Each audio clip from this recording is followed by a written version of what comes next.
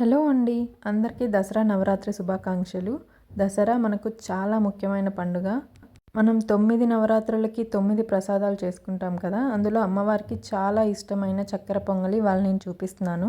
ఇందులో అస్సలు బెల్లం వాడలేదండి. ముందుగా కొంచెం పెసరపప్పు వేయించుకుంటున్నానండి. పొంగల్లో పెసరపప్పు వేస్తే చాలా టేస్టీగా ఉంటుంది. కాకపోతే పెసరపప్పు వేయించుకొని మాత్రమే వేసుకోవాలండి, మంచి ఫ్లేవర్ వస్తుంది. 3/4 కప్పు బియ్యం, కొంచెం పెసరపప్పు, అలాగే ఒక అరకప్పు పచ్చెనపప్పు వేస్తున్నాను. చిన్న కప్ అండి. ఇది అన్నీ ఆప్షనల్, మీకు పెసరపప్పు ఇష్టం లేకపోతే స్కిప్ చేసేయచ్చు. పచ్చెనపప్పు వేసుకుంటే చూడ్డానికి తినడానికి చాలా బాగుంటుంది. 2.5 కప్ వాటర్ పోసుకొని, మీకు టైం ఉంటే కొంచెం సేపు నానపెట్టుకోండి, కనీసం ఒక 15 మినిట్స్. లేదంటే నార్మల్గా మనం పొయ్యి మీద పెట్టేసుకోవచ్చు. 3 విజిల్స్ రావాలండి. 3 విజిల్స్ వచ్చేలోపు మనము వేరే ప్యాన్లో ఒక 120 ml ఆయిల్, మనము రైస్ ఏ కప్తో తీసుకున్నాం 240 ml, దాంట్లో సగం అన్నమాట. ఏ కప్పుతో అయితే మనము తీసుకుంటామో అదే కప్పులో సగం నెయ్యి వేసుకొని, మెయిన్ హీరో ఈస్ పచ్చి కొబ్బరి అండి. పొంగల్లో కొబ్బరి వేస్తే ఆ టేస్టే డిఫరెంట్ ఉంటుంది. కొబ్బరి బాగా వేయించుకొని ఇప్పుడు జీడిపప్పు వేసుకోవాలండి. కొంచెమే వేస్తున్నాను.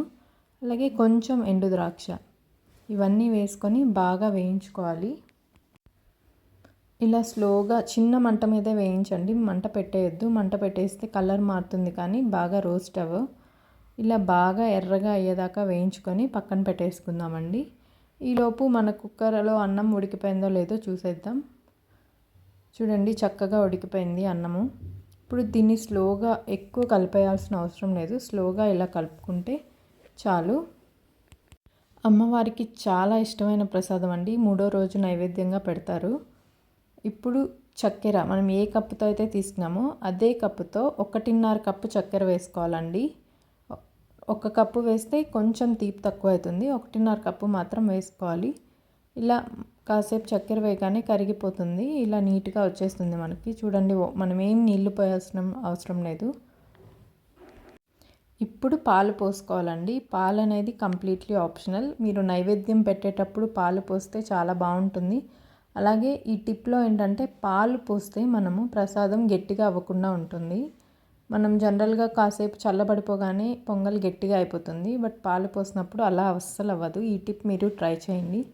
ఒక చిన్న గ్లాస్ పాలు అన్నమాట.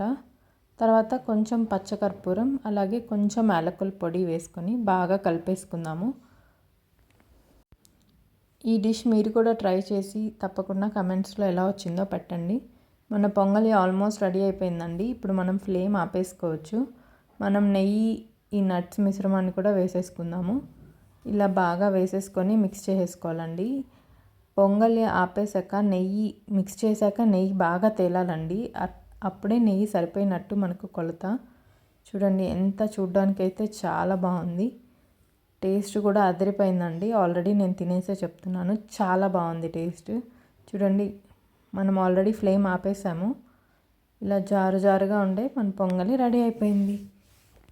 ఇలాంటి మరిన్ని వీడియోస్ కోసం మన ఛానల్ లైక్ చేసి, షేర్ చేసి, సబ్స్క్రైబ్ చేసుకోండి.